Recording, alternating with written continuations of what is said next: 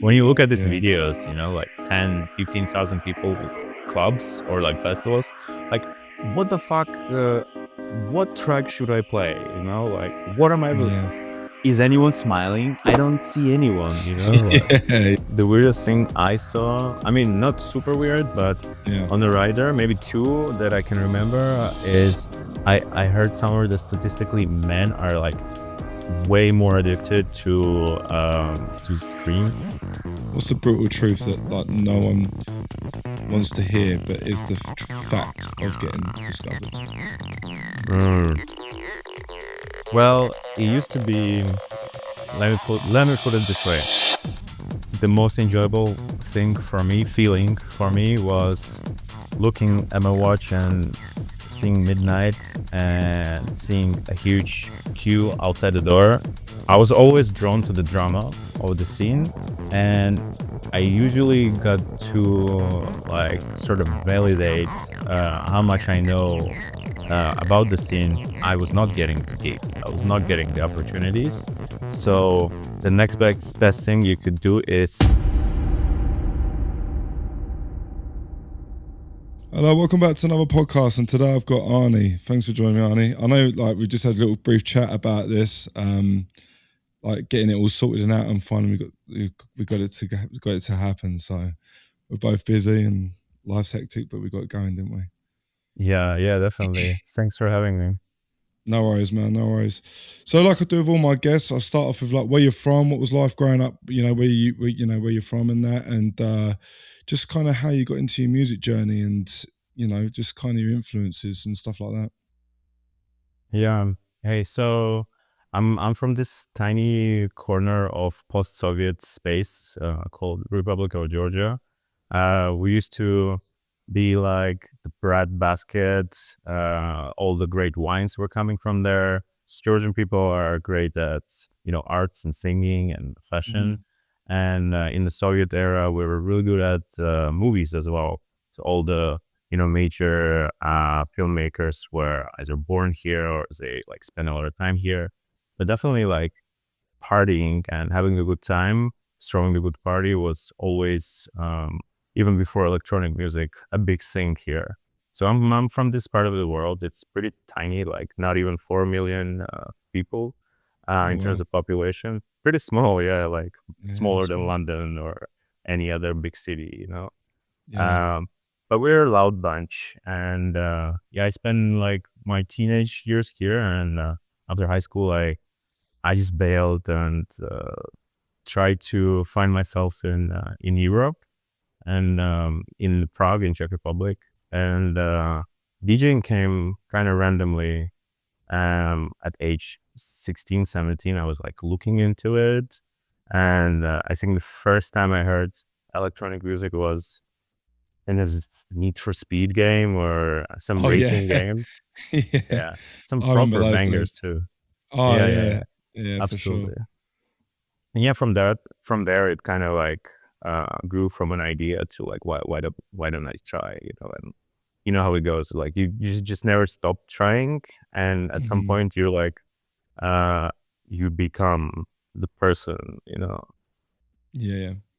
That kind of takes me back to. Did you have a PlayStation 2? I wish I always wanted to, but no, I was like a PC gamer, like Oh, minimum okay. spec PC gamer. But a lot of my friends had a PS2, Yeah, so yeah. I would play with them definitely. Because that's for me like what is it? GTA Vice City used to play a lot of the 80s music on there. It's all like electronica 80s music, like Depeche Yeah. Mode and things like that. And that's how I got kind of into it, like as well. I got it through my dad because my dad used to buy CDs and vinyl and play like the Prodigy and 80s music and Frankie Knuckles and stuff like that. And Oh, but yeah, when you talk about video games, yeah, man, I used to love that stuff. Like Need for Speed used to have some cool little hip hop tracks and stuff. And yeah, definitely. The good thing, ironically, like a lot of people's exposure to like dance music is from, like video games or like Blade, for example. yeah. Um, Oh yeah, the movie.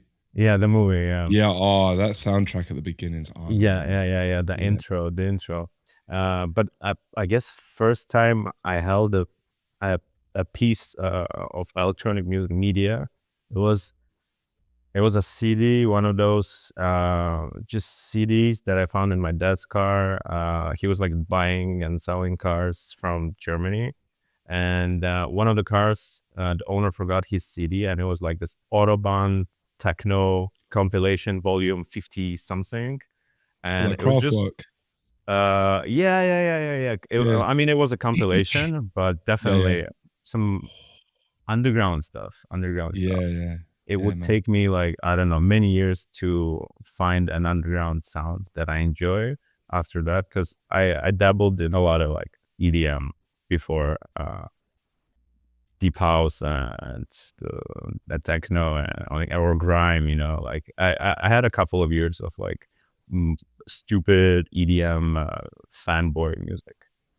I think everyone's done a phase of that. Yeah, yeah, yeah. Yeah. Guilty, guilty. Yeah. Or I take it back. Not guilty, not guilty. Yeah, I bet you were like, Dad, I'm just gonna take this CD. The guy left it here, so I'm just gonna. It's got some. I must have some great tunes on that. Jeez, especially from Yeah, Germany. yeah. I wish Yeah. I had it now. So, all right, Georgia. I know Georgia because it's the flag similar to the English flag. That's why a lot of people get confused with it that are not from your Yeah, country and my yeah. country. But yeah, like a lot of I've never been there, but is the clubbing scene like thriving there? Is it, or is it been thriving for years, or is it picking up, or is it declining? Like, how's the clubbing scene there? It's pretty young clubbing scene in terms of it's like it took off around 10, 12 years ago, like big time. But before that it was pretty niche, you know, very, very DIY and you know, very small. Coming from post-punk scenes, basically, like a lot of experimentation. We did have like a series of clubs and club nights, usually by you know, not very experienced promoters or anything like that. Hmm. But I think it was around 10, 12 years ago when the the level and quality and the attention we started to get started to, you know, sort of uh, get picked up by the media, by the Western media, and a lot of people started to travel to see what's up. You know, a lot of mini documentaries being made. Um, I think the politics aspect of raving in here um, was, you know, this factor that was so different from other more established scenes like in London or in Berlin or in the US. The scenes are like mature and there's no Hmm. like sort of this rebellious spirit anymore. You know, they did have this phase obviously, but they matured and now it's like, you know, a mature scene in those Mm. places. And this angsty spirit, a lot of politics, that was loud. That was loud about our scene, definitely. Cool, man. It's cool, isn't it? Like now with social media as well. Like, I mean, a lot of scenes and a lot of places are experiencing more like thriving kind of like there's like small towns that are like, oh, we haven't had a scene before, but then they create that scene because they're like, well, social media helps that now. But it kind of goes on to my next question with regards to Prague, because you mentioned when to Prague. So what drew you to Prague, and like what was your experience there like for the music scene there? But totally random decision Hmm. that I ended up there. It was between Prague and a random student town in Bulgaria or something like this. You know, Hmm. like for an immigrant, you want to get out, you want to start something new, but you're like barely 18, you know. So um, I didn't have any friends or people that I could follow like in Prague, but it all kind of worked out. Um, it's the capital city, and I knew basically that it's a capital city and nothing more about that town. um, just uni days, and my first job was just like distributing flyers for some random parties on the street. Oh yeah, And from there, yeah, you gotta start start that's the somewhere. classic way of doing it. Yeah, that's the best way, Yeah, man. yeah, Yeah, yeah. yeah, definitely. Then grabbed a spot behind the bar and did a bouncer gig for a bit, and slowly tried out all the positions basically in a club, in a bar, and kind of went from there. See, that's really good to hear, because a lot of people that want to get into DJing don't understand that running a nightclub isn't just about the DJ. It's the hospitality sort of environment of knowing how to read customers as a doorman, knowing how to control situations, learning how to deal with personalities, which is the biggest thing. And you know, there's an artwork to the DJ working with the bar and the people working behind the bar and stuff. You know, and yeah, it's good that you actually got to see that. So you, to be fair, like if anyone ever said to you like, "Oh, you don't know nothing about the clubbing scene or the nightlife," you could say, "Well, I've worked all avenues in it." You know, that's a fair Mhm. sort of good CV to have. Yeah. Yeah. I mean, I don't want to rub it into anyone's face. Like, if it comes to like arguing in the comments or something, or like responding, Which everyone does. respond, Yeah. which everyone does. Yeah. Um, but yeah, I have a hard time defending something, some position, some ideal. Let's say if I haven't gotten my hands dirty, actually like experiencing it. So yeah, a lot of what I say comes from like, the trenches, at the time when I spent in the trenches, like the real deals. Yeah. Yeah. And what was it like working in like your first ever club? Like, what was the experience of being a doorman? You know, like, and also um, just just that whole nightlife when you first got in there. Was it overwhelming, or was it like, fuck, I'm here in a place that I enjoy and I like it? Well, my first proper job at a club, um I was already doing like some sort of a freelance promoter booker thing at the club. But I would say the first like proper full-time full-time gig in a club, um, I kind of took it too serious. I took it too seriously. I took it like a big deal project, and maybe overestimated what this club can give to me or to the scene. I had this Mhm. like big ambitions and a lot of ideas. I got too excited, maybe, um, because there was this empty calendar and a lot of possibilities that I could give to like a lot of artists, and sometimes bring a big name and like kind of connect it all in one singular program. But looking back, I think I got too excited. I got too excited when you get this control and this opportunities. You have to like you have to let it chill Slow for a it down. minute. Slow it down a Yeah, bit. slow Yeah. it down. Yeah. Definitely. The Doorman thing. I started doing proper Doorman for like a season or two at the club where I was a booker, um, because there was no door policy when I started. Not a lot of clubs were doing that at that time. Saying like four years ago. Um, and where I'm from, and in Tbilisi and in Berlin and London, a lot of clubs have this culture of bouncing the door, door bitching, basically.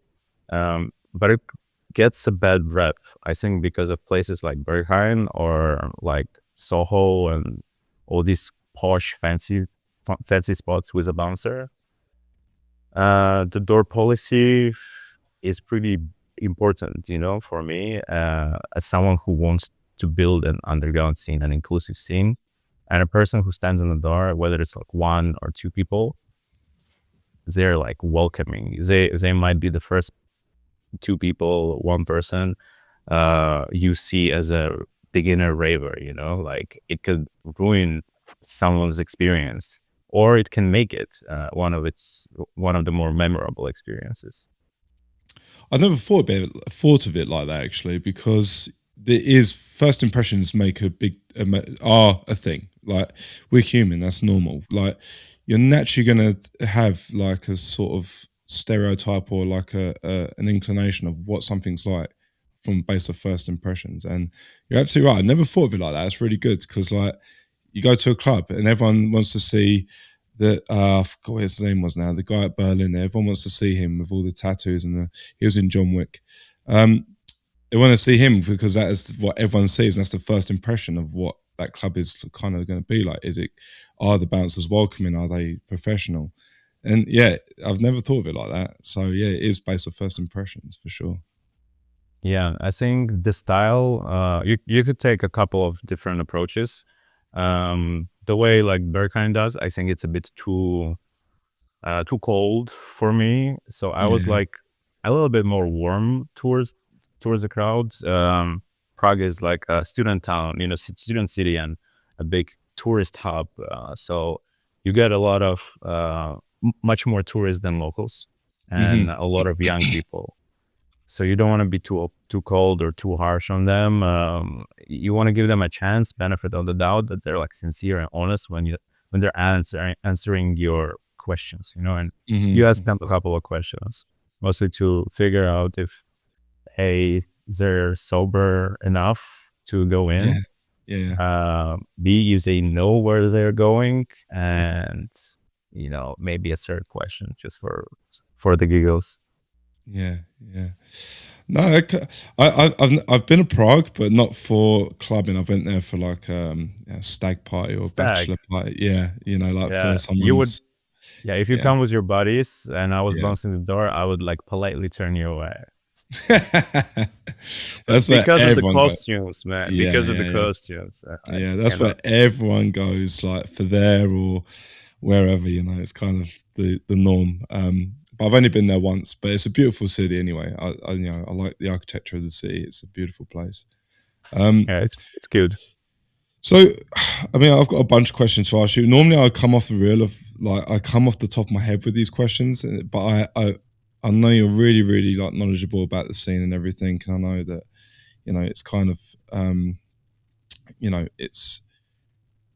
it's very, very wide range, the music scene, the way it's going right now. I mean, um, with the way, like, how did your Instagram start, and how did you start to talk about like how the scene is, like where it's lacking and where it's oversaturated, and the flaws of it, but also the positivenesses of it? I don't like to look at life as just all flaws. There's positive in life as well. But like, what things did you notice that made you sort of start what you wanted to do? Um, Long question, sorry. no, no, I mean, we can do it. Like,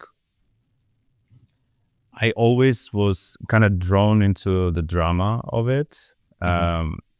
And the more I got my hands dirty as a booker, as a DJ, I did like almost a year as a junior artist agent as well.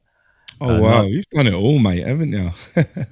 an opportunity. It was an opportunity. I took it. Yeah, So yeah, yeah, I for I sure. don't Yeah, talk about it too much, but it was like good, like for perspective, for experience. yeah, Meaning, good learning curve, man. Yeah, for sure. yeah. But getting back to the question, um, I was always drawn to the drama of the scene, and I usually got to like sort of validate how much I know about the scene once I was speaking with the big names or their bookers, their agents, when they were coming to the gigs that I was booking them to, Hmm. Yeah, yeah. in the green rooms on the way from the airport, um, that was one of the big things why I insisted that would do the artist care, like hospitality, like picking people up from the airport and like going to dinners with them, and because I really wanted to like have that time, with them to chat about the scene. Because Hmm. regardless of what you think about like Prague, for example, as you know, a capital city, it's like a village, it's a very small community.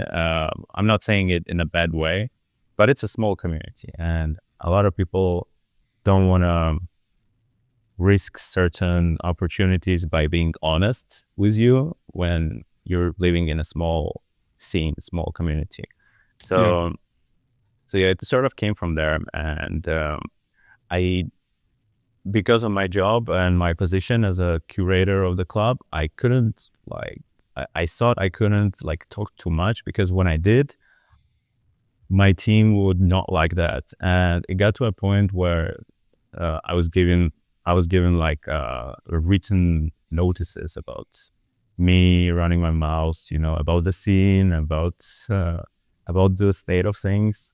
Um, Even an intervention happened at some point from my team, from my colleagues, and I was like, why are you doing this? Like, it's uh, because they didn't want to sort of associate me talking about the scene with me also representing the club. So once I was out of the club, I was like, okay, now I can talk for myself, and there's so much I couldn't talk about. Why I don't try, finding Yeah, an for sure. audience. Yeah. Definitely finding an audience, because like locally in Prague, um, a lot of people knew me already. A lot of people knew what I was about, and I wanted to find new ears, new eyes. Interesting. Okay. And how did like what did you learn from like booking people and everything? What lessons did you learn where you thought you saw like a trend of like this is how dealing with managers is a nightmare? Because for me, for example, like I do my podcast and I actually was talking to someone about this earlier actually. And I speak to like big DJs on their messenger, like messaging. Like I like to give people that are small DJs, local talent, big DJs. I like to give everyone, like a. If I like their music, obviously, I like to give them, that opportunity, and I'd like to get them on and talk about their journey. But the big DJs are like, yeah, I'd love to do it. We're in conversation, and I message the managers, and they're like, well, your following isn't big enough. I'm like, well, this isn't about following. This is just about music and just the passion of talking about music. Now we're not interested. And that's what I'm up against. Yeah. So I'm wondering if you come across the same sort of thing, like when you did booking promoters and booking, oh, your scene's not big enough yet, or was there anything like that? Yeah, definitely.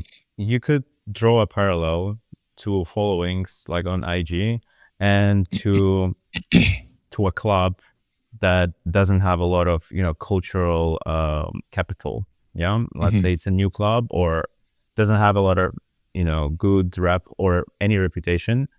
And you could look at it as, yeah, starting from like 0 followers, yeah, as a booker. Most of the communication does happen over email. Maybe sometimes you see them out at a festival or something, or maybe a book, a coffee chat with them. But most of it is still happening, and was happening in the emails. And they would do like a background check, looking at your socials of you and your club. And if it's low, I mean, you better have some good recommendation or references. Otherwise, it's probably not happening. Yeah, Mm. it's probably not happening. Um, Yeah. What would you say was the most enjoyable part of like being, working in the club scene? Like, would it be the booking? Would it be the doors? Like, which one was the most like fulfilling and like the most enjoyable for you? mm, I think the most enjoyable feeling for me was um, looking at my watch and seeing midnight and seeing a huge queue outside the door. Yeah. uh, I think that was the best feeling. It didn't Yeah. happen always, but when it did so much to me. Like, um, a queue doesn't mean like a lot in terms of numbers. Maybe you still like kind of didn't cover it, but it does boost morals of the staff of entire operation, let's say. And when the headliner comes on and you come to meet him outside, and they see the queue, they get excited because it's their first time in the club, maybe in the city, and they have no expectations. Maybe they heard something, but it can be hit or miss, and you're sort of like hoping not to embarrass the entire city in front of this name, in front of this artist, because people talk, artists talk a lot, to their managers, to their agents, between each other. So if something went really bad, or if it was, a sucky night, uh, that rumor could spread really quickly, and I was like so aware of that and self-conscious about that. So I tried to do as much as I could, Yeah, like, yeah. yeah, to sort of like fluff them up, Yeah, and then hope there's gonna be at least enough people for them to dance, to play for, yeah, yeah. Yeah, when it Uh, works out, it's the greatest feeling in the world. Yeah, and a lot of people seem to forget that, like, that's also the passion part of it, but it's also the business part of it as well. Like, they seem to forget, the hospitality and the nightclub industry is a business still at the end of the day, and you have to, like you say, you have to leave good impressions, you have to be professional, and all this sort of stuff, right? It's definitely a thing that I think a lot of people miss now, just relying on Instagram for everything instead of like that in person thing. Instagram really, ooh, it kind of, it blows a lot of smoke. Yeah, Nowadays you can't really know what you're seeing. If it's really this cool and niche as it looks on the screen. Um, I'd rather hear it from someone, but obviously, ultimately, like, go there and look at it myself. But like, obviously, you cannot be everywhere at once. Um, and the same, like, if we talk about like an artist checking you on socials, or a raver planning their trip to a new destination, I think still the best place to kind of validate your like expectations is on Reddit. If you don't know anyone who's been to this place, I think Reddit is your best choice to oh really, check eh? for. Okay, yeah, Yeah, yeah, because it's still humans there, like everything yeah, else yeah. is like paid and synthetic, and Yeah, it's a glory clip, isn't it? It's the highlights and not yeah, the grunt work behind that. So yeah, uh, yeah, yeah. that kind of goes on to my next question. And obviously, you've learned how to do the promoting and the booking and the kind of the promotion, like on boots on the ground kind of thing. But how is it trying to, like, what advice would you give to people that are trying to do that now, that are just, because a lot of people just do it online now, and I think they kind of miss that kind of the real aura of like doing it boots on the ground like you did. Like, I know promoters. There's a promoter in the UK who has a brand called Forward Motion, and a lot of people go to his event for that brand. Doesn't matter Mm, what DJs he's booked. It's about the brand that people go, Forward Motion do a great night no matter the DJ, as where we're yeah, focusing on more, oh, this DJ's got 1 million followers and he's got a number one track for 6 weeks. Just, there's the two differences. So, like, what advice would you give to yeah, people that, from that? yeah. It definitely two extremes, big difference between these two. Um, what a lot of this influencer DJs, or community builders, they keep saying, and it's like the most vague thing you can say, but focus on community and or build community, but they're not wrong about it. If you can just be more specific what you mean by that, and in this sense, in the question that you're asking, it means really like, it used to be, there was no like ads to buy on social media, so For you sure. had to like print flyers and know a guy, and go at night and like go print them up and like plaster all over the town, or have some nice deals with like community hubs or like bars where people like hang out a lot. Just like put them everywhere. You have a bunch of people who are like your kind of ambassadors, but they're like not paid, and you just get like some drinks and maybe yeah, some plus on the door.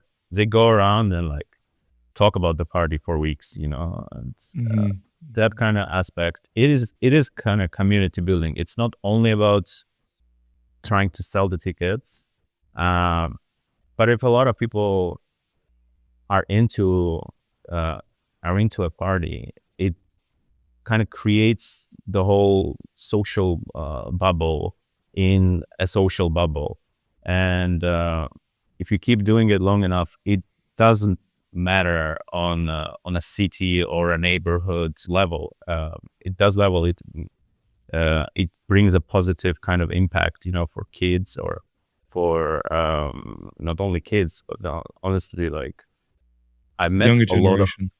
yeah, Yeah. yeah, yeah. The younger Yeah. generation. I met the best people doing this, let's say, business. Yeah. Throwing raves before working in a club, throwing raves, throwing like pub gigs and stuff like that. You know, all Yeah. this like wild stuff. Sometimes not 100% illegal.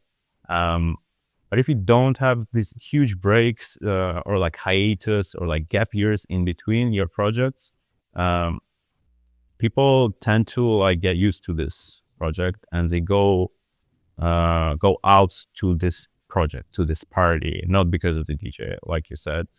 Yeah. Um, it's more rare these days.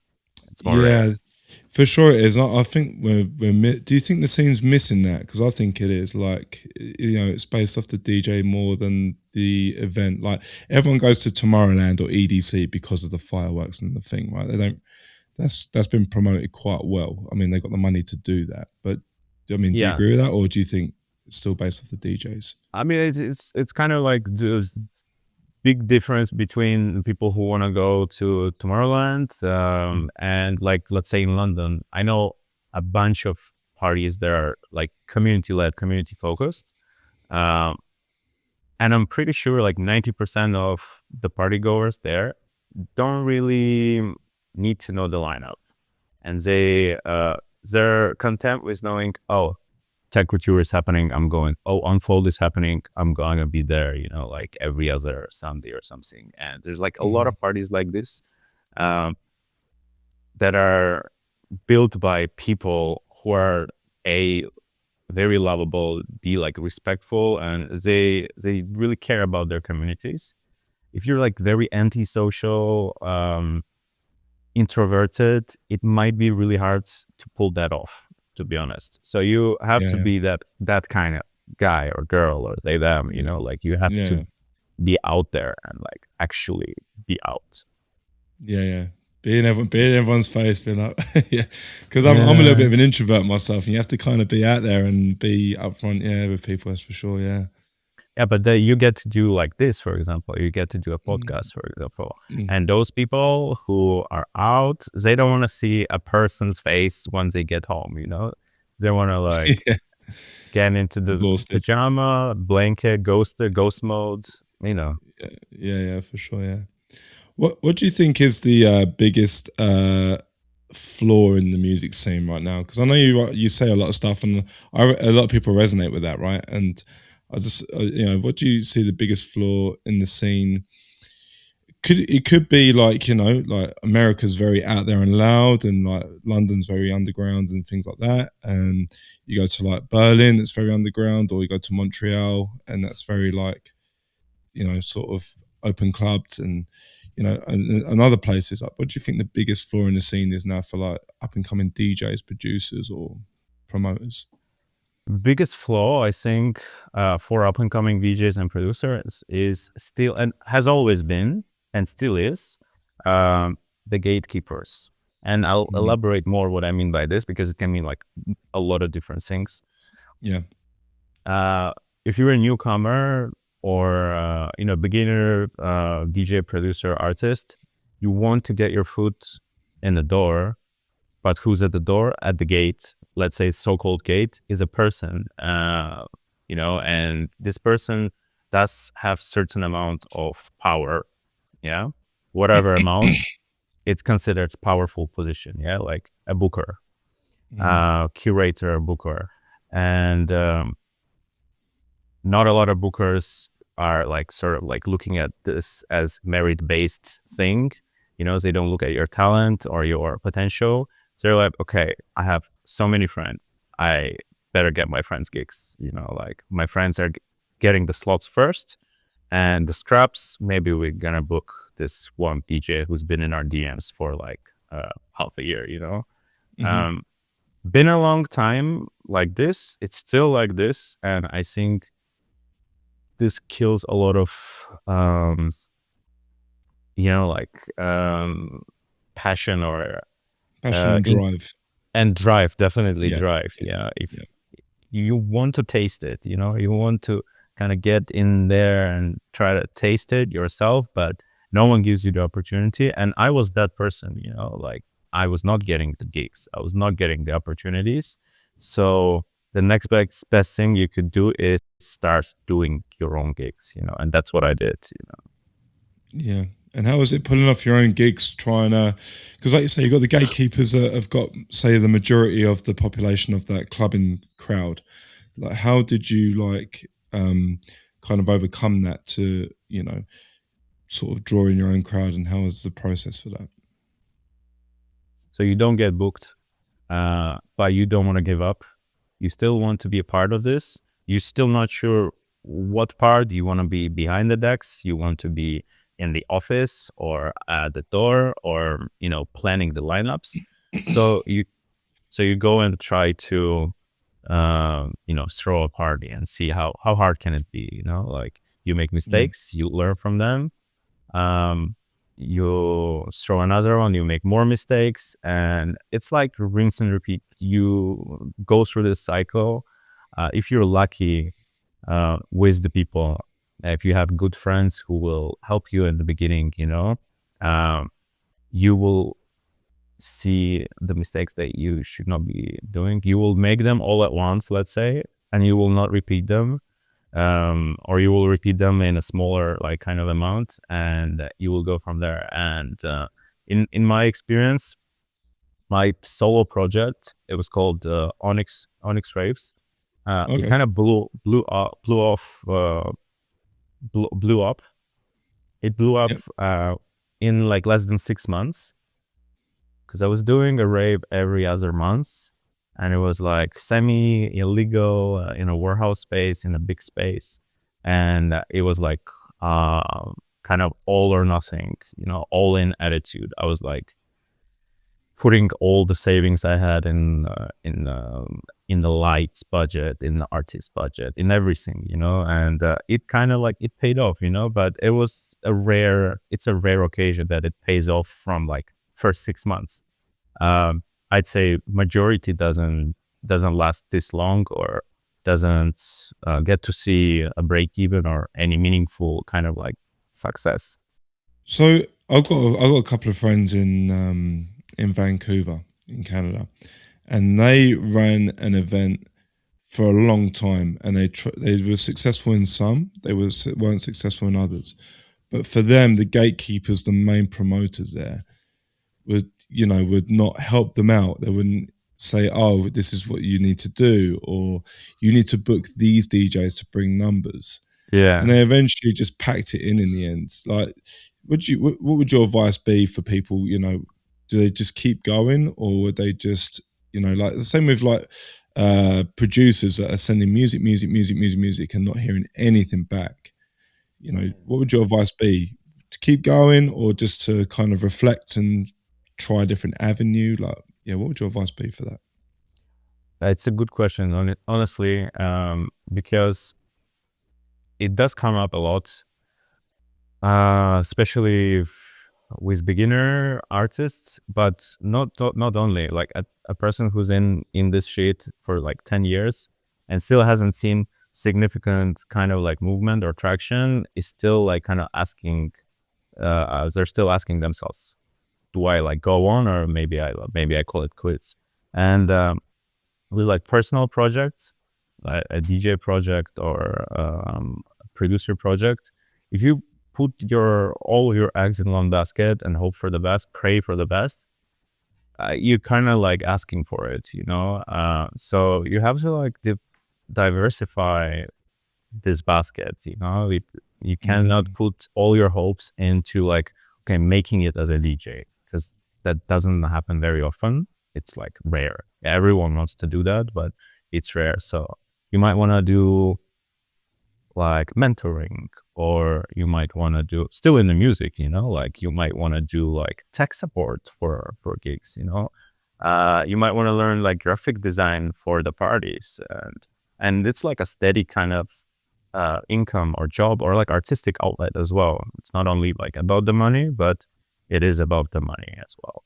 So you will get burnt out hoping for the best, doing just one thing. So you want to try other stuff. And in the example of Vancouver collective, man, like this, there's always like at least one or two gatekeepers, major gatekeepers in the city, and you have to kind of play along with them if you want to make it into the major leagues, let's say, with your collective.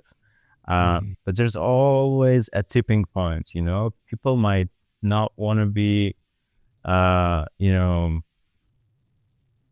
playing along with this gatekeeper for forever. You know, there's always a tipping point, and power struggle always, and the status quo. And when the scale tips, you and your collective might kind of get more leverage, and maybe you will become the gatekeeper. Who knows? You know, maybe we'll do it differently a little bit.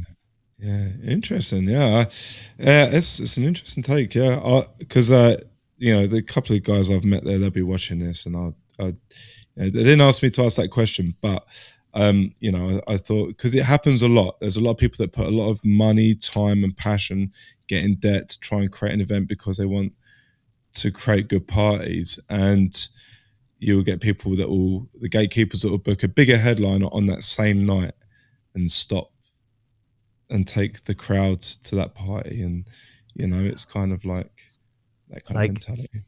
if someone not from the scene, not from like a party scene, listens to this sentence, they might think we're like crazy, you know, like why are we so obsessed with having, you know, wanting to have people come to our parties? Yeah, but it is more than a party. Like it, For like sure, it is. Yeah, we really put like a lot of us, you know, ourselves into this. It's called passion project for a reason, you know. You put a lot of passion in there, and a lot of money, you know. You can't just make it on, you know, hopes and dreams, but you as an independent, as an indie promoter, you put your own money, you know. And if you don't have money, you go get a second job, or like a part-time job or whatever, and you grab that money, put it into the passion project. And this how people live for 50 years in yeah, the scene, you know, like they yeah, keep doing this still. And why? Don't ask why, because like we like it, we're crazy. yeah. Yeah, and that's why I asked the questions earlier about, like, you know, like, you know, your upbringing in the music industry, because you've done all them avenues with like the bar work, the doors, the promoting, the booking agent, Yeah, you know, and like you say, it's a passion project, and a lot of people don't see that behind the scenes work and what it takes to do it, like the sleepless nights, the organization, the time, the money, to try and create something good for people that you enjoy, but also want them to enjoy. And yeah, that's why I asked them questions at the beginning, because it kind of creates this picture now of like what you've just finalized with, in yeah, regards to, you know, putting all that time in and stuff. It's a you know, like you say, it's a passion project, and people only see the highlight reels online now, and not, you know, the grunt work behind it.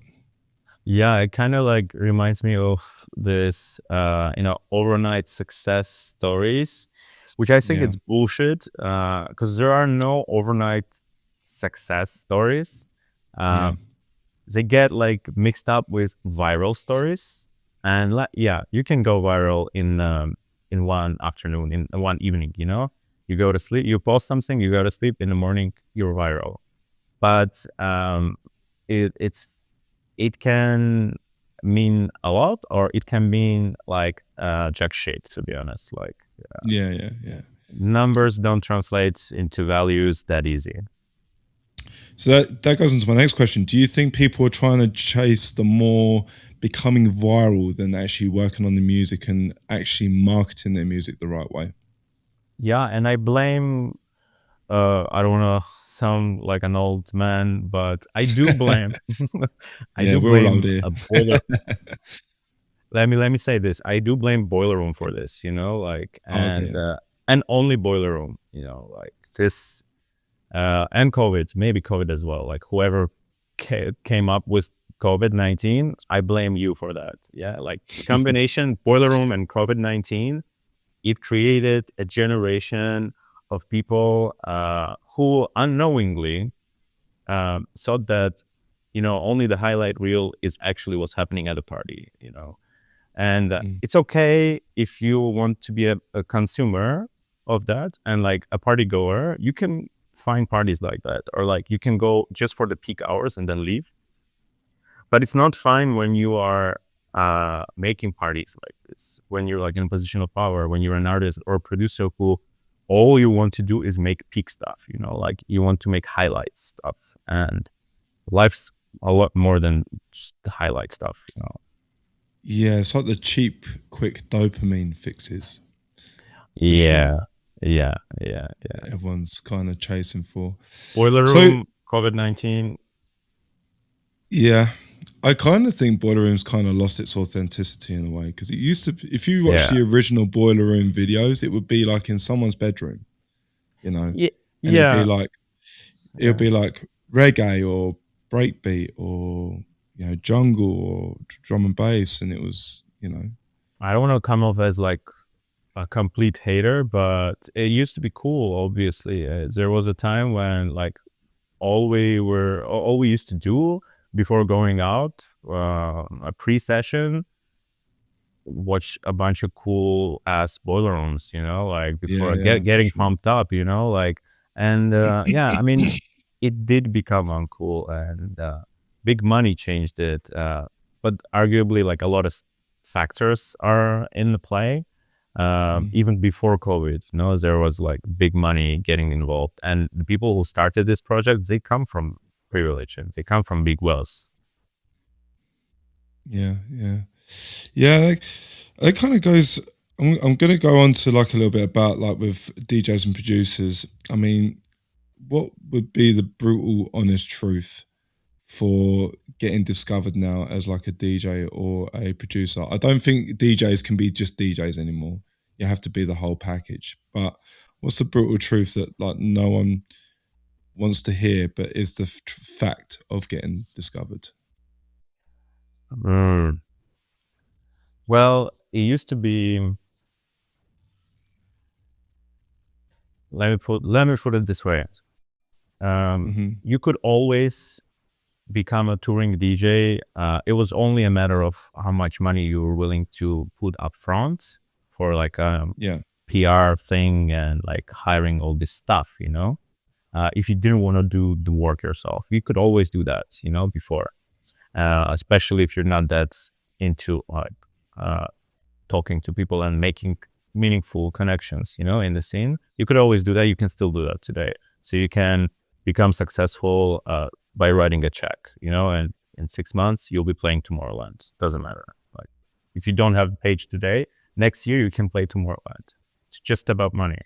But for the other kind of like extreme, for the other side, for the majority of us, how you can actually make it is, and might sound uncomfortable, but you have to kind of know it all these days. You have to kind of try.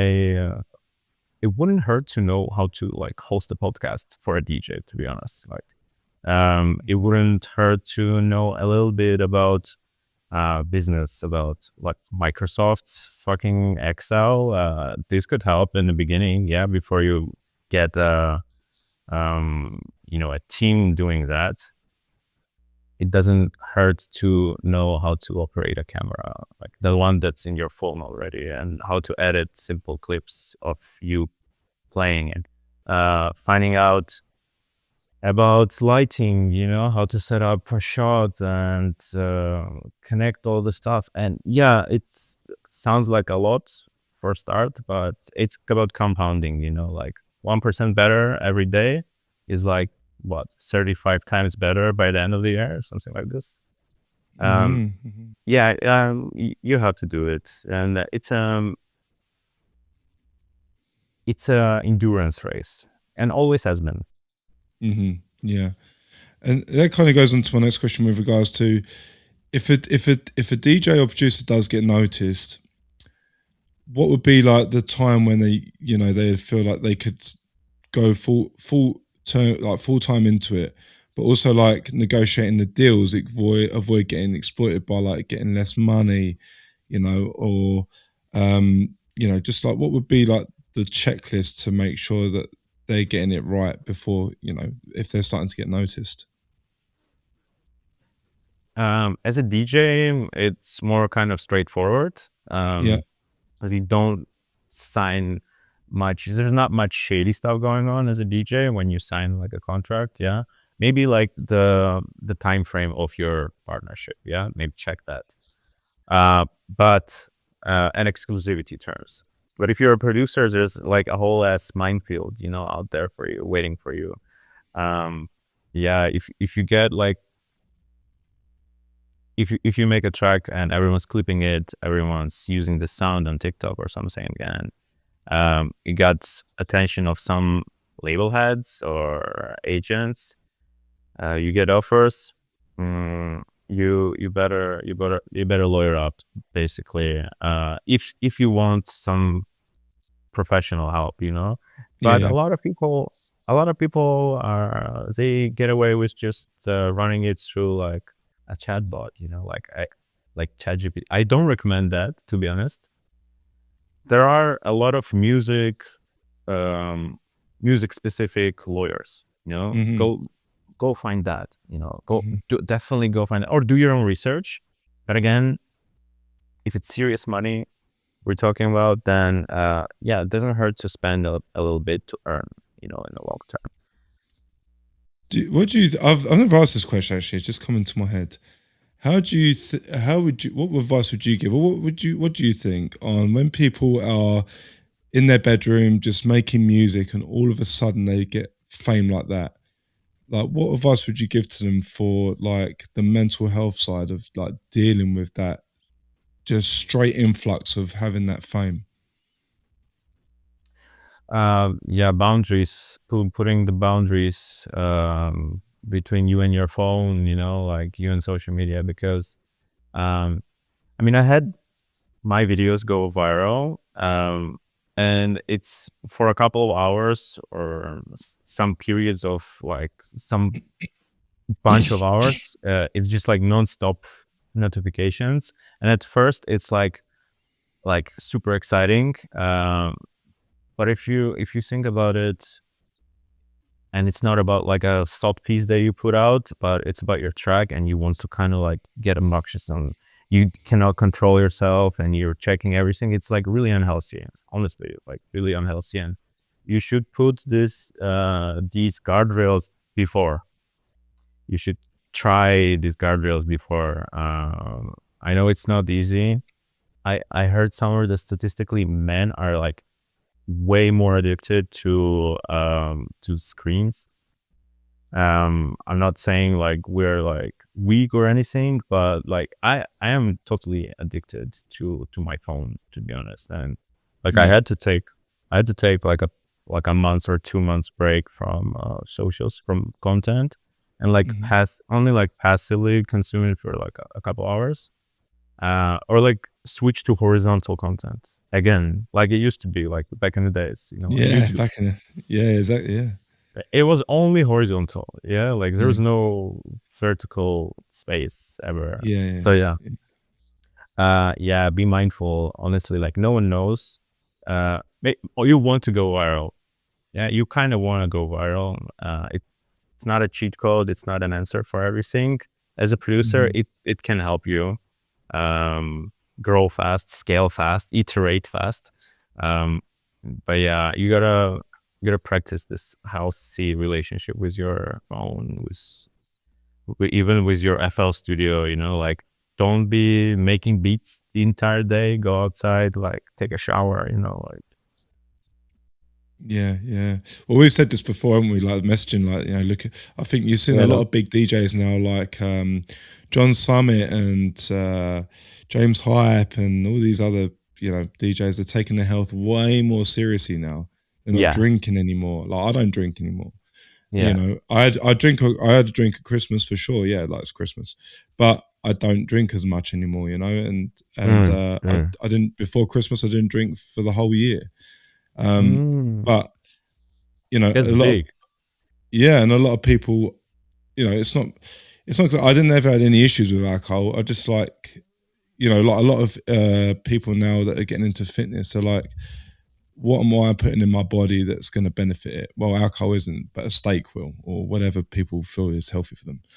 So like, you're seeing a lot of these big DJs now prioritizing their health and their mental health now. Like they're doing gym, they're doing yoga, they're not drinking as much anymore. There's that kind of Yeah, yeah, sober raving lifestyle now. yeah. I bet they were not like this in the beginning. I bet they were getting wrecked every weekend. Oh, for sure they were, yeah, because like that's like kind of the us, thing, like us clubs.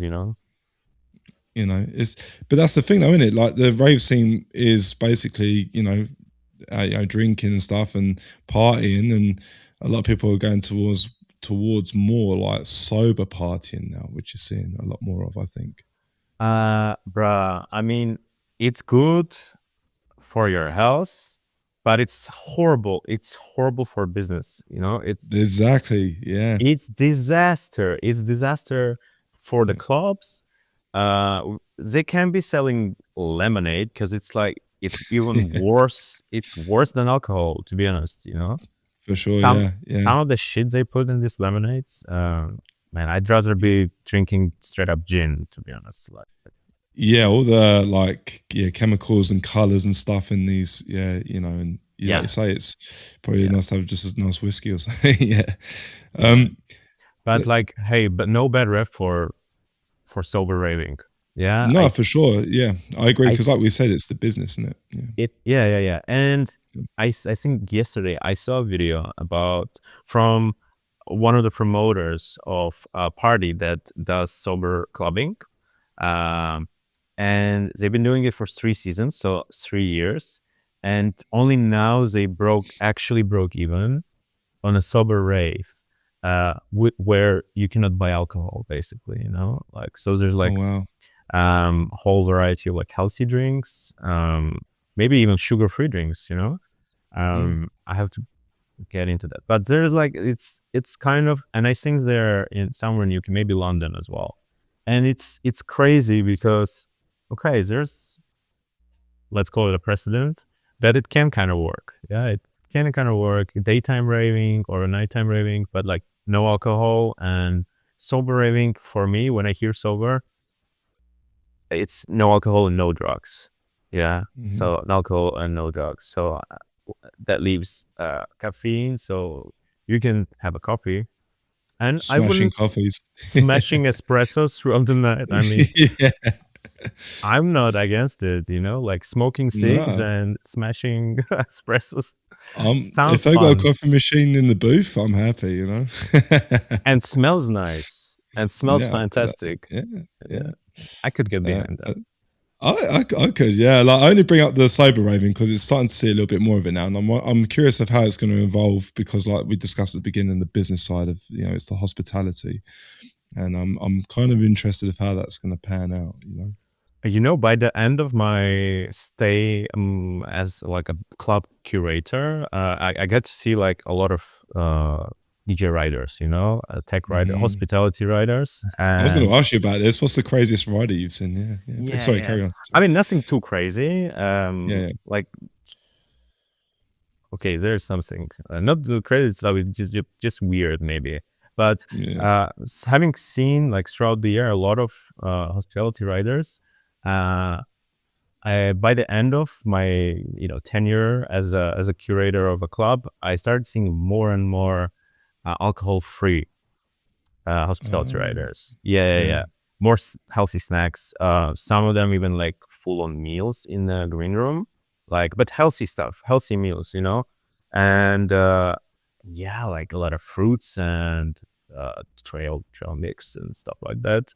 A lot of that, and it's kind of cool. Not because I'm gonna spend less preparing that. It's probably gonna cost the same, but it's it's cool that people are taking care of themselves. For Yeah. sure, yeah. I've had someone tell me the weirdest rider they have was someone needed a specific room in the hotel facing north or something. It had to be a north facing room or something like that. What do You you do couldn't be. if they're all booked? Yeah, yeah. And my buddy was telling me about it, and he's telling me, yeah, this guy had to have a room at a certain point of of facing north or something at the Uh, hotel, away from fire exits or whatever. Yeah, I don't know. He was like, I don't know what it was about, but he said I booked it anyway from whatever floats their boat, kind of thing. But yeah. yeah, he said that was the weirdest. The weirdest thing I saw. I mean, not super weird, but Yeah, on the rider, maybe two that I can remember is um, must have a bathtub, like in a hotel, yeah. bathtub, bathtub or nothing, All right. and I don't know why in Prague people just don't do that much in hotels. I mean, there's like Yeah, mostly showers there, standing showers, and it was hell to find one. That yeah, but yeah, they advertised in the hotel, but once the artist checked in, there was no bathtub still. Like we thought they didn't. I mean, it wasn't a big deal in the end. mm. Um, Number two was scratch cards. Gotta have scratch cards Well, before the like show. lottery scratch cards. Yeah, Oh yeah. wow, that's Specific amounts. wow, Gotta have them, or I'm not playing. Type deal. wow, that's Yeah, interesting. I've never heard that yeah, before. yeah, Wow. yeah. I mean, Well, yeah, it's a thing. I guess it's a thing. uh, trying to get lucky before before the gig. Trying to get lucky. And when I read Yeah, through it, I read all of these writers. And when I read it, I thought it was like one of those things that managers or like agents put there that I can like sort of ignore. But yeah, no, it was like full on serious. I didn't get it. yeah. And once I saw the artist in the airport, the first thing he asked me was, "You got the scratch cards?" And I'm like, "Okay, Okay, let's go to the we're shop. doing this." Yeah. Okay, so it was a public holiday too, so I had to like fucking send someone in to a gas station, find it like an hour before the gig, but we found it. Wow, I've never heard that before, but hey, I thought I'm lucky today. Let's try and win some money. I hope they. I mean, actually, that night, that artist won big. I'm not Oh, gonna there you leave go. any. Ah, there you go. It's worth it, right? Not Yeah, gonna leave any more hints who it is, but yeah, yeah, this guy won big time. yeah. That pays for his grocery shopping next month. It's all done. Yeah, yeah, That's good. That's good. How do you see like the scene? Like, because I know you've put up a lot of things that people resonate with. Like, have you had any like kind of big? I don't know when you to name them, but like, have you had any big DJs like reach out to you and say like, "Man, I agree with this message so much." Like DJs you'd never expect to like agree with you on stuff, because a lot of them, like you say, they kind of keep themselves right under wraps. But when you yeah. share something, yeah, I mean, I was not that surprised. I was like obviously super humbled by big. It doesn't even have to be like big in terms of like following, but like for sure, yeah, a yeah. legend status. Yeah, like a person Hmm. I've been listening to since like when I was 19 or something. Like a fucking legend. Like 100% legend. Yeah, I have a couple of conversations with people like that, and I every time it's a humbling experience. But I was more surprised to hear from like managers and agents who I'm usually talking about, like label heads and Yeah, like yeah, the yeah, protagonists, like, or what is it, yeah. antagonists. Antagonist show, the gatekeepers, antagonist, Yeah, yeah, yeah, yeah, yeah, yeah, them, basically them.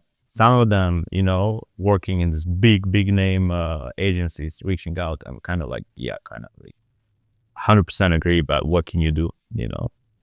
Yeah, it's crazy, isn't it? Like, because to be honest, I've never seen anyone like highlight like the flaws in the scene and stuff. Because everyone, like Instagram is like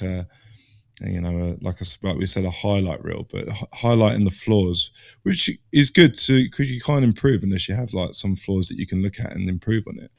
So it's kind of good to It, highlight those. I it's think. kind of counter. It makes when you think about it for longer than a second, it kind of starts making sense because from marketing, I come from marketing background. Like I studied Oh, okay, yeah, marketing, yeah, yeah, uh, and you kind of react uh, more actively towards some conflict, as an interest-based kind of situation. You are more interested in a conflict and in a drama type context. And when you're talking only about like how great everything is, or like how great it was, and that's it, and you're like not kind of questioning anything, that's not that might get some views. Obviously, that might get some bots involved. But if you want actual people talking actual shit in the comments and like having actual human to human conversation, arguing is a form of conversation. for One of sure, the yeah, yeah, purest forms of conversation. oh yeah, Yeah, I'm actually surprised. Like people are quite civilized in my comment sections. They're not yeah, booming. They're not like rude or anything. yeah, yeah. Um, they have like dozens and dozens of like these engaging sub threads under the topics, and this is why I do it. This is why I do it, because I want people to talk about it. I want people's opinions, and I genuinely like I care about what they think. I go in the comments and I talk to them. uh, Mm. I don't have a lot of real time friends, but I No, have a you don't. lot of, yeah. You don't as you get older. Yeah. I spend Yeah, too much time on my phone, man. Like it's crazy. yeah, yeah. Yeah. I feel you, man. Yeah. Because it's good. Like for me, I'm fucking borderline autistic. I know I am, but it's. I always like just listen to people. I don't argue. I just listen and just like, oh, okay, yeah, that's other people's opinions on the scene or on the nightclub scene. I don't really argue about it, but I like to listen to everyone's perspectives. So I think like, there's flaws in this part of the scene, and there's flaws in this part, and that, and I look at that and go, okay, well, knowing that is going to help me progress it or help someone progress and learn from that. Like it's a learning curve. Like your experience with working in the club scene as being a coordinator, doing all those different roles, you've learned that kind of foundation where you have got the foundation now and the evidence to be like, I can give you good advice. I can put my point across, like, and it's refreshing to hear these different opinions about the scene, because I think it helps people like learn more about it, but also like learn how to navigate it with their style of music or their, you don't have to dress a certain way. You can just be you, and people will like you for who you are and what your music says. Not don't follow the EDC crowd or don't follow the techno crowd. Just make your music, and people will follow that because they enjoy it. Yeah. Yeah, that's kind of my take on it. I mean, that's just kind of how I kind of look at it. But I mean, with since you mentioned you did a bit of marketing, is there any sort of like lessons you learnt with marketing that obviously helped you with doing the promotion at the club, but also advice you could give for people now that marketing, there's benefits of marketing that you learnt that could help them do their artist I profile? Yeah. Yeah, like marketing department gets the biggest turnover when people get rehired. What's the Oh, word? the biggest like, high rate turnover of Turnover. employees. Yeah. Yeah, yeah, yeah. Basically, they don't survive a full year even sometimes. Oh wow, Uh, that's crazy. that's all you want to know about like working in a big corporation in the marketing, let's say. But when it comes to trends, they used to change like several times a year, and now it's like it can be every month, can be every other week. So Wow. yeah, it's you for a marketer these days. You gotta be chronically online, even more than you think that you are. But kind of like learn to plug in an analytical aspect. Like trying to not just like vibes, not just vibe it, but find the numbers. Find the numbers, and there are ways to find numbers. If you like want to geek out, you can like go into analytics and like kind of like validate your predictions, the vectors of certain like meme or trend, and kind of Hmm. like go from there. And people make good decisions based on memes, based on these trends. When it comes to parties, man, like we talked about having to print out flyers and like go around and actually do stuff offline. And after lockdown, like after lockdowns happened and we went back to the clubs, we were like kind of like cave people walking outside and seeing skyscrapers, and like Yeah. we're Everyone's like, still what's this bright thing in the sky? more, Ah. yeah, we're trying to do that, we're trying to do this, and like there is like Yeah. a whole new wave of people who didn't know what they wanted. So we're still kind of experimenting, and I see a lot of people being stubborn or like struggle to like kind of accept that things changed so much. Hmm. Yeah, definitely. And Yeah, how's your DJing like going? Because I know you're getting a bit more involved with that now in your projects. Like, like how are you finding that now? Because obviously you have a bit of more of a following. Is there? Do you have a passion to just DJ abroad, like in other countries, or are you happy just to do it locally? Or yeah, what's your plans for that? I do love playing for people. Hmm. It does really depend on how I'm feeling, like what mood I'm in that week, that month. Hmm. um Lately I've taken a more picky approach. Let's say, no, let's not go picky. I play once a month or twice a month, and then I take 1 month off, and then so every other month I play, and it's mostly local gigs. um yeah, you can look at the number of like followers you have. Yeah. um but if the content you're posting is not you DJing, you're not going to be perceived as a DJ as well. And that's like Mm-hmm. totally on me. Maybe DJing at the moment is not such a big priority for me, even though I love it to death. I want to die DJing. Um, but because I don't give it such a big priority as like a speaker or like an activist or whatever you want to call it, a creator, Yep. um, people don't see me as a regular ass DJ, Mm. just a person who DJs. Yeah. Yeah. Yeah, but I No, do and love that's it. that's that's the beauty of DJing, though, isn't it? Like, even if you don't DJ in front of a crowd and you DJing in your room, like I've done it. I've DJed in my room when I was younger, in my bedroom for like 4 hours, and then the time's gone like that, and I'm like, Yeah, "Where's the time gone?" But I've been in that, like, I would say not trance music, but that trance of like in that music sphere where I don't time is not an essence, and I'm just playing all night. It's a yeah, great yeah. great That thing.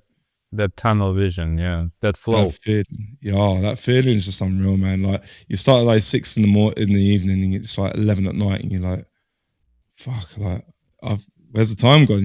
That's for me is like one of the best experiences like ever. Instead of playing in front of thousands of people, like yeah, Yeah. I mean, I never played in front of like a huge crowd. Like hmm, the biggest crowd I played for was maybe like 2,000 people, but that's like pretty big. That that's like two good. 2,000 people is like a lot of people. Oh yeah, For like a underground indie DJ. That's big yeah, numbers. But I do prefer playing in a smaller room because yeah. I do, man. I Yeah, get to see the end of the room. And when I yeah. don't see the end of the room, or like how, having an idea of how many people there are, I get like lost. I don't know what to play. And it's kind of like should I just like go with it? Like, I don't even see people are dancing, you know, like there's so many people, you know. Yeah. When you look at these Yeah. videos, you know, like 10, 15,000 people clubs or like festivals, like what the fuck, what track should I play? You know, like what am I, Yeah. is anyone smiling? I don't see anyone, you know, like, Yeah. Yeah. Yeah. No, I'm the same. I like I've always been a big fan of like the small clubs, you know, like the where you can see the back of the room, you can see the room, but you're and like I hate it when you're like I've played where I've been up higher than the crowd, but I like it when you're floor yeah. level, you Yeah. know, like because everyone's just like looking at you, like it's not a lot of people, but like, do you know what I mean? Like you're in that just that small room vibe, everyone's feeling it, they're like chilling to it, and it's just Yeah. a real nice experience instead of like I'm like you, if you've got a crowd that's like 15,000, you're like, well, I'm not really interacting the music with them because I can't see them, kind of. It Yeah. used to be the other way around, the way that you the one that you don't like, the Yeah. with a DJ boost on over the dance floor and on the side. This is the way, the original way, you know, how Yeah, it's for sure. supposed to Yeah. be. Yeah. Just you're the And background music guy. Yeah. yeah. I mean, you're the music guy, you know, For maybe sure. not Yeah. the background, but as the music guy, and Yeah. people don't have to like necessarily see what you're doing up there. They're just like in the zones. They're looking at each other, and then something along the way changed. We started idolizing the DJ and the performance, That's what I'm but getting at. Yeah. Yeah. yeah. But there's a club that closed down in New York. It was called Paragon Broadway. Paragon. Okay. Uh, yeah, and recently they reopened by the help from uh, none other Kevin Saunderson, like the one of Wow. the originators. Yeah, and so what he became part owner and resident, and you know, like very much involved. You know, like in Hmm. this New York staple, let's say. And the thing that he did, he brought back the overhead DJ boost to the sides, you know, saying so it's the way that it originally used to be like this, and so he brought it back. That's so cool, man. Oh, that's so cool. I geek. I would like want to see that. I don't know Yeah. what kids would think about that, but mm, I don't care. You know, like Nah. I mean, if you're Kevin fucking Saunderson, I don't think you care. Yeah. Um, And man, like you gotta, I just want to take a minute to talk about Kevin Saunderson because like you have an actual person who's seen the progression of the entire like scene, music scene, industry, whatever you want to call it. And then he's out there posting more, more consistently than a guy or a girl who is like complaining that oh they cannot post like twice a week or something, you know. It's Yeah. like Yeah. he fucking does content, man. He does like great captions and he talks to the people. It's crazy. It's just Yeah. he's like 50 plus, maybe 60 now, and Yeah. he's so fresh, It, still refreshing, you know. it's funny you mention that because I had on one of my episodes, I had James Kirkham, he was the former chief business officer for Defective Records, and Mhm. I asked him this. I asked him a question. I was like, "Who during COVID, everyone was complaining that you know the big DJs like Carl Cox were taken over during COVID time, and the younger people." And I said to him, like, why do you think that is? Like, you know, Pete Tong or Carl Cox were dominating that. He said, behind closed doors, then people are working the hardest in the room. They're at a peak that they have to keep going and keep consistent. Like a boxer, they have to Yeah. keep defending their belts. He's like, they're working the hardest and you don't see that. They're posting consistently, like you say, Kevin Mhm. Saunderson. They Yeah. are coming up with new ideas. They're trying new things. They're being innovative, you know, this, that, and the other. He said, granted, they've got more resources, but the biggest resources that everyone has is the internet. And he said, you know, they're consistently working hard. And like you say, Kevin Saunderson doing the same thing consistently. Even though he's got over 50 or in his 60s and he's been through the whole scene all that time, he could be like, oh, I don't need to prove anything. But till this day, he's still part owner of a club. He's still doing it the old school way. He's still consistent. Incredibly humble too. It's Yeah, yeah, crazy, you know. yeah. And it's refreshing to hear that actually, because yeah, the old school guys are still like got that passion that they had to push to drive the scene back in the day. You know, like putting flyers underneath windshield wipers of cars and handing stuff out. You know, they're still doing that, but electronically now. To that, you know. I was doing it on a moving metro doors, and yeah, I really didn't want to get in trouble, but like I did it once, and then it became too sketchy, so I stopped doing that. Like, yeah, there's a story I'll quickly tell you. So, there was some young guys that I was talking to, and they were putting flyers on a roundabout, on like the signs of a roundabout. And the police caught them and said, "Oh, you shouldn't be putting those up. It's you know, an offence to do that." They said, "Oh no, we're taking them down because we got told we had to take them down." And then the police went and they put more up. That's the story they told me. Whether it's true or not, I don't know. But they were like, "Yeah, yeah, we're taking them down for sure." Yeah, big brain energy. Yeah, and I was like, "Yeah, that's kind of funny." That was like 15 years ago, but yeah, that was kind of like, sounds about right. Yeah, it's funny. Is it so? I know you got to go. Sorry, I won't keep you for long. But is there any other sort of passion projects you got coming up, or things you want to sort of share and plug before we end up on this? Yeah, last year for me was like a big experiment. Definitely, I got the data that I needed, and I had fun experimenting, and I found a lot of like cool people over the internet. Some of them I even met in real life.